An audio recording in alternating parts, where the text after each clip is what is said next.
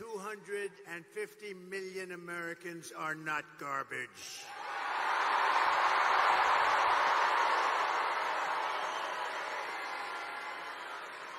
This week, Kamala has been comparing her political opponents to the most evil mass murderers in history.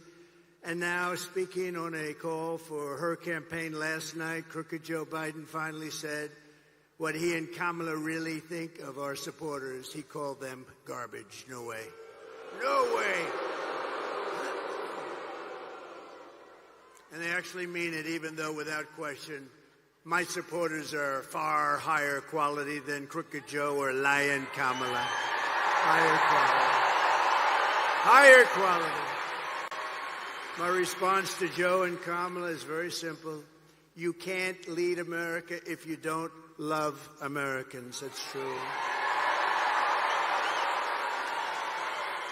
You can't be president if you hate the American people, which I believe they do. And Kamala Harris is not fit to be president of the United States. In no way is she fit. She doesn't have the intellect, the stamina, or that special quality that real leaders, people like Brett Favre, have. They don't have it. They don't have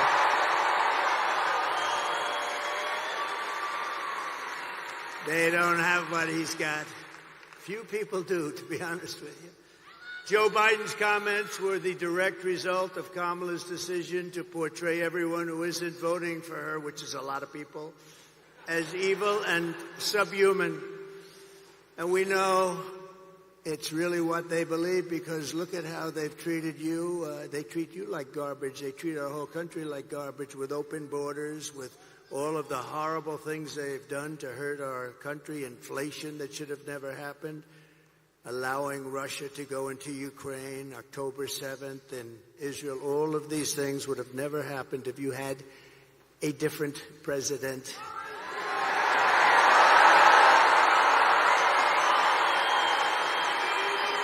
For the past 9 years, Kamala and her party have called us racists, bigots, fascists, deplorables, irredeemables, Nazis, and they called me Hitler. They've bullied you, they've demonized us, they've censored us, they've deplatformed us, and they weaponized the power of our own government against all of us. They've taken your money, they've thrown open your borders to criminals and terrorists, they've flooded your towns with deadly drugs and death. They're incompetent people. They've given your jobs to illegal migrants and sent our blood and treasure to fight in stupid foreign wars where the countries don't even know who we are and where we've never heard of the country. This Tuesday is your chance to stand up and declare you are not going to take it anymore.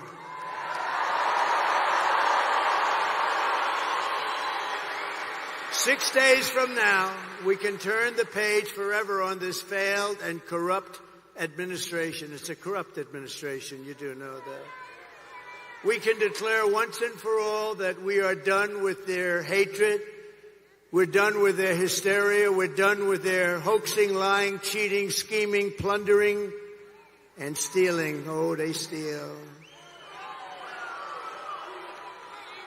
They steal.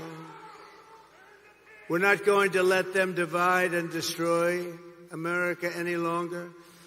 What we have built is the biggest, broadest, most incredible coalition and the greatest political movement in the history of our country.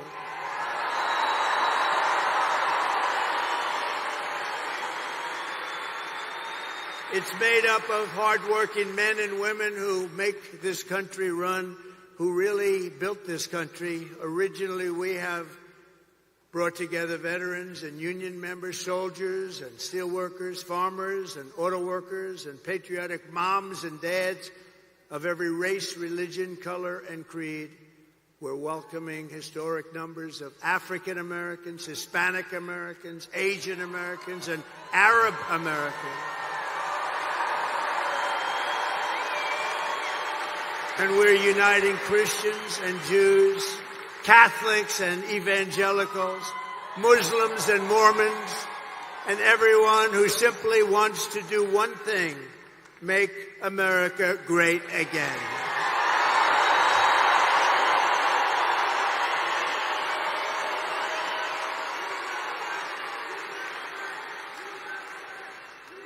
Thank you. Our campaign has been endorsed by the 400,000 members of the Fraternal Order of Police and every single police group all around our country.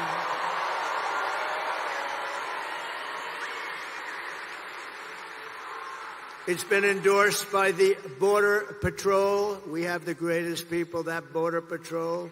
Those agents are incredible. They've given me the strongest endorsement you've ever heard. The greatest president ever, they said. And they said, she is the worst person we've ever worked for. She, in 4 years, never called us one time about the border. And it's destroying our country, the border. So I want to thank the Border Patrol. I want to thank ICE. I want to thank ICE. They're incredible people.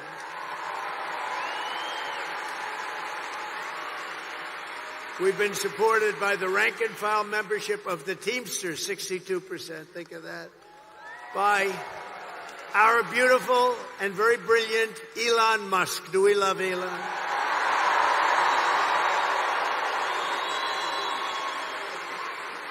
All I know is when that rocket ship came down last week, I said, oh, this is going to be terrible. It's going to crash. Look, oh, it's going to crash. It was coming down this way. And then those jets kicked in. The fire was pouring all over the place. I said, what's going on? And all of a sudden it started to be perfect, straight, dropped down. Then those arms grabbed it like you grabbed your little baby, grabbed it. And I said, who the hell pulled off that? I thought it was a science fiction movie, actually. I called up Elon. I said, Elon, was that you? He said, that was me. I said, that's why we love you, Elon. I said, can Russia do that? No, they can't. Can China do that? Nope, they can't. Can the U.S. do it other than you? No, they can't. I said, well, special guy, right? Special guy. Special guy.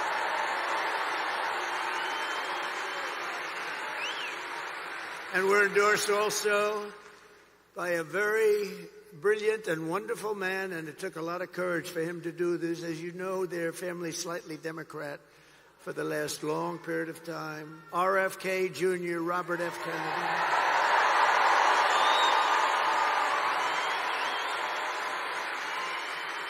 And he's going to be with us, and he's going to make sure our food is safe, our people are safe, our women are safe.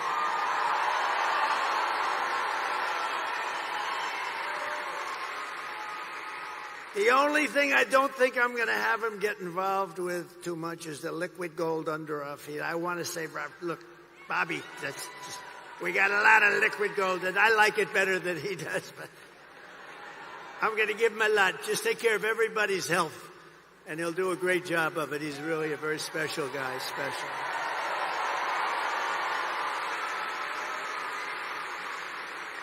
And Tulsi Gabbard, respected by everybody, she just signed on and endorsed me and became a Republican. She just became a Republican. And another one is Buzz Aldrin. Now, I didn't realize this. I had respect for him for many years. Great astronaut, great person, highly respected.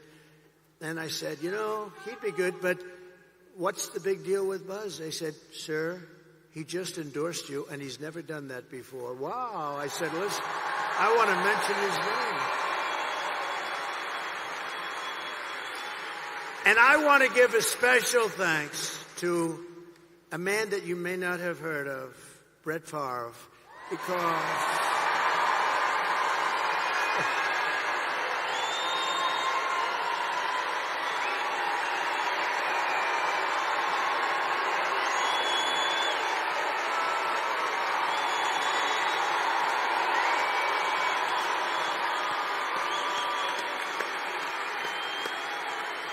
and his great family. What a beautiful boy. What a beautiful family. But this is a special guy. Man, does he have a hand, you know? This guy shook my hand. His fingers are like sausages. No wonder he can throw the ball so hard. There was Nobody like him, really. I've watched him throw those 500-yard games like it was nothing. He was flinging it. He didn't throw it, he flung it, right? Thank you, Brett. What a great honor. What a great champion. What a great champion. And what a beautiful boy and family. Incredible wife. Thank you, darling, very much. Great honor to have you. Thank you, Brett. And I came in, I went on to play, and I'm watching, and I heard him get applause. And I'm a little upset because I think he got bigger applause than me, and I'm not happy. He got bigger than me. Thank you, Brett. Thank you, everybody. Isn't it an honor to have him? That's unbelievable.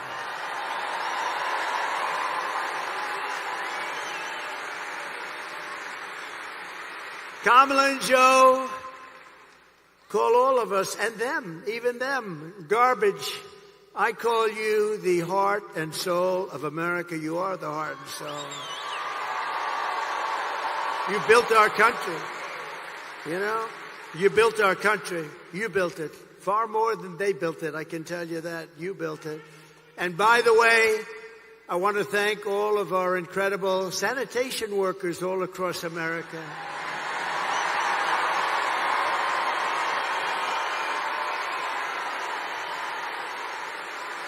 Because they work hard, they really do work hard. And they do an incredible job, and they don't get the credit they deserve, like our police, like our firefighters, like so many others. They don't get the credit, but everybody knows we love them, and everybody knows they deserve the credit, and they will get the credit. And with us, we appreciate them. With the help of everyone here today, on November 5th, we're going to bring back our country, and we're going to bring it to levels of greatness that nobody actually thought even possible. So we're going to do that.